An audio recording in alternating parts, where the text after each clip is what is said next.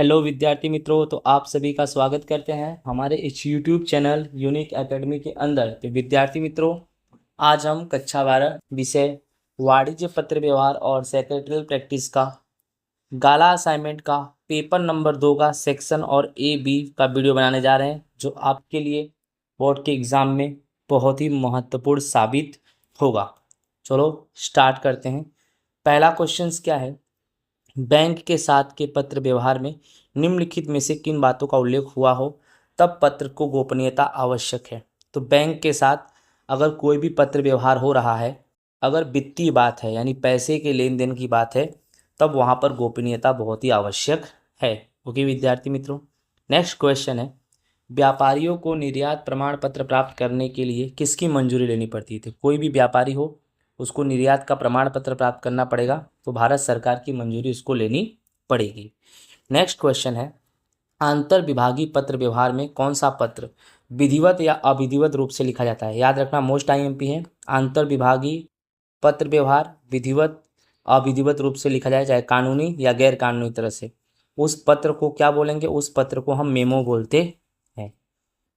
किस बीमा पॉलिसी में बीमा धारक की मृत्यु के बाद ही उनके वारिसदारों को बीमा की राशि मिलती है? तो आजीवन बीमा पॉलिसी। ठीक है। नेक्स्ट क्वेश्चन है, जब कोई संस्था या कंपनी द्वारा अन्य किसी संस्था या कंपनी को काम करने का लाइसेंस, यानी कोई भी एक कंपनी या संस्था अन्य किसी कंपनी या संस्था को काम करने का लाइसेंस दे रही है, तो उस प्रक्रिया को बोलते हैं टेंडरिंग। ठीक है, टेंडर देना, राइट। नेक्स्ट क्वेश्चन है, टेक्नोलॉजी का उपयोग करके निम्न में से किसके द्वारा मौखिक व लिखित दोनों समन्वय करके प्रस्तुतिकरण किया जा सकता है? तो पावर पॉइंट प्रेजेंटेशन की सहायता से। पावर पॉइंट प्रेजेंटेशन एक ऐसा टेक्नोलॉजी है जिसका उपयोग करके आप मौखिक और लिखित दोनों का समन्वय प्रस्तुतिकरण कर सकते हो, अर्थात प्रेजेंटेशन की सहायता से आप किसी भी चीज़ को समझा सकते हो दोनों एक साथ, यानी मौखिक और लिखित दोनों, यानी आप मुंह से बोल रहे हो वो भी सुनाई देगा और जो लिख रहे हो वो भी दिखाई देगा। इक्विटी डिविडेंड किस प्रकार का आधार रखता है? इक्विटी डिविडेंड किस पर आधार रखता है? इक्विटी डिविडेंड किस पर आधार रखता है?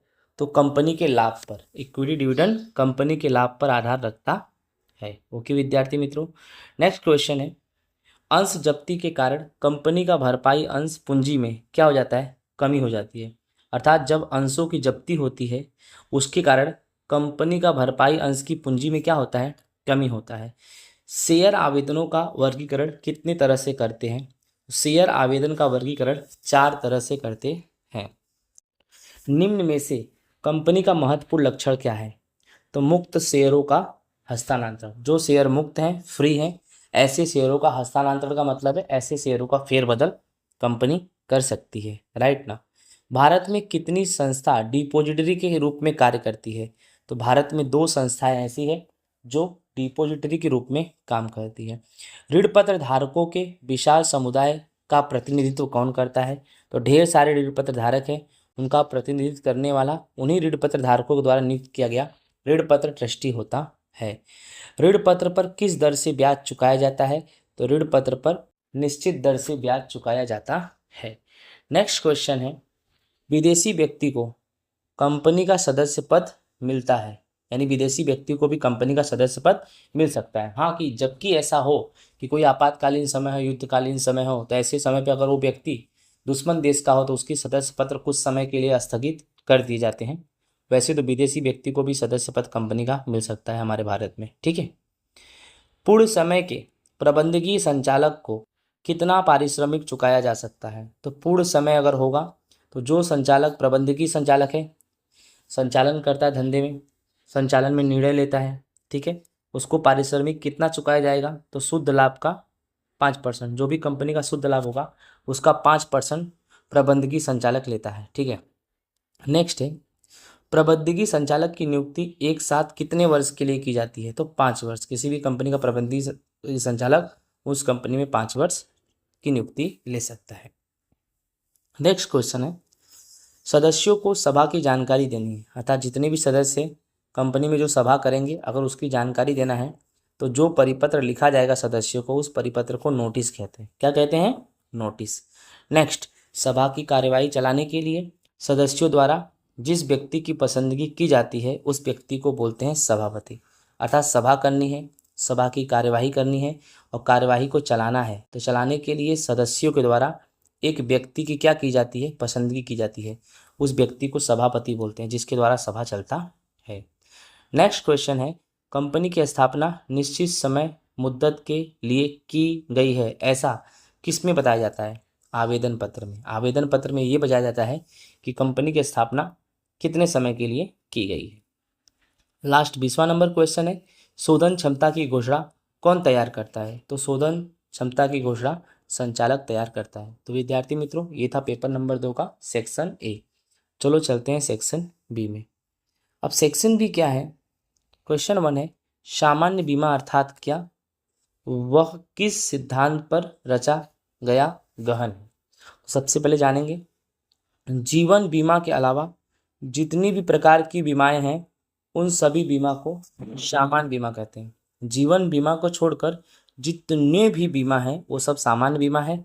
बीमा सेवा यह क्षतिपूर्ति करने के सिद्धांत पर कार्य करती है। क्षतिपूर्ति मतलब बीमा क्षतिपूर्ति के सिद्धांत पे काम करती है सामान्य बीमा। जैसे तुम्हें नुकसान होता है तो नुकसान के सामने भरपाई करने का कार्य करती है। नेक्स्ट क्वेश्चन है, ई स्टैंपिंग और ई गवर्नेंस क्या है? तो समझो, सरकार बिन वैधानिक स्टैंप ड्यूटी भरने के लिए कंप्यूटर आधारित और बहुत ही सुरक्षित पद्धति को ई स्टैंपिंग कहते हैं। जैसे स्कूल में कॉलेज वॉलेज में सिक्का मारते हैं ना, स्टैंप मारते हैं ना, वैसे सरकार का एक डिजिटल स्टैंप होता है जो कंप्यूटर से ही लग जाता है। अर्थात किसी को मारने की ज़रूरत नहीं है, वो डिजिटल स्टैंप है, काफ़ी सुरक्षित स्टैंप होता है, जिससे कोई भी कागज़ पे वो डिजिटल स्टैंप लग जाता है ना, तो कागज़ सरकार की दृष्टि से मान्य रहता है। ठीक है। अब ई गवर्नेंस क्या है? इलेक्ट्रॉनिक माध्यमों का उपयोग करके इंटरनेट की सहायता से सरकारी सेवाएं उससे संबंधित आनुषंगिक सेवाओं की पूर्ति करने की समग्र प्रक्रिया को ई गवर्नेंस कहते हैं।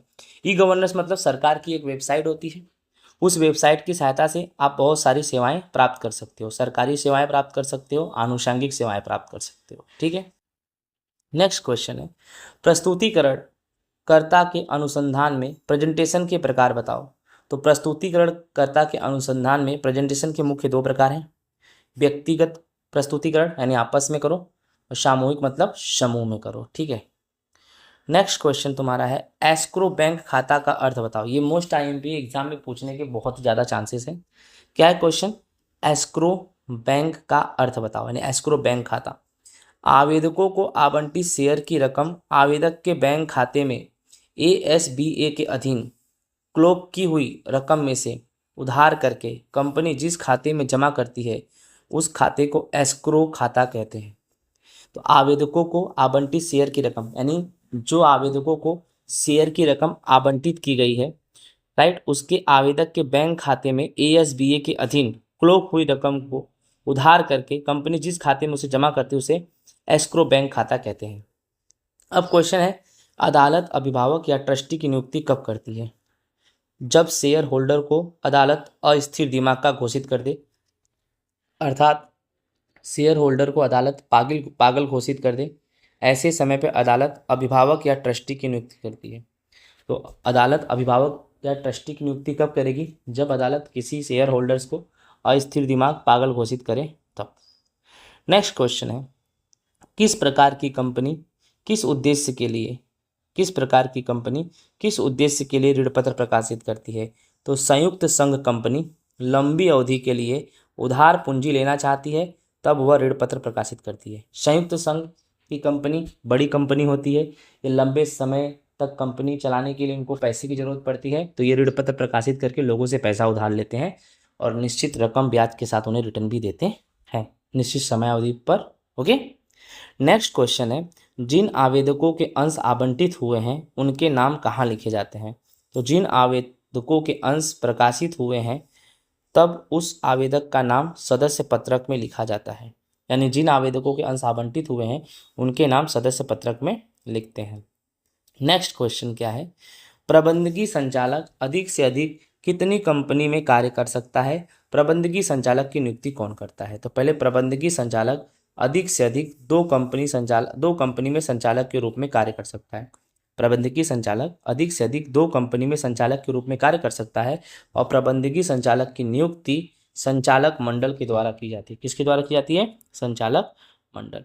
नेक्स्ट क्वेश्चन है, विशेष सभाएं और अंशधारियों की सभाओं के प्रकार बताओ। तो विशेष सभा के 3 प्रकार हैं, जिसमें आता है वर्ग सभा, लेनदारों की सभा और कंपनी के विसर्जन के समय की सभा। ठीक है, विशेष सभा में कितने सभा के प्रकार है? 3 प्रकार है। पहला नंबर वर्ग सभा, दूसरा नंबर लेनदार की सभा और तीसरा नंबर कंपनी के विसर्जन के समय की सभाएं।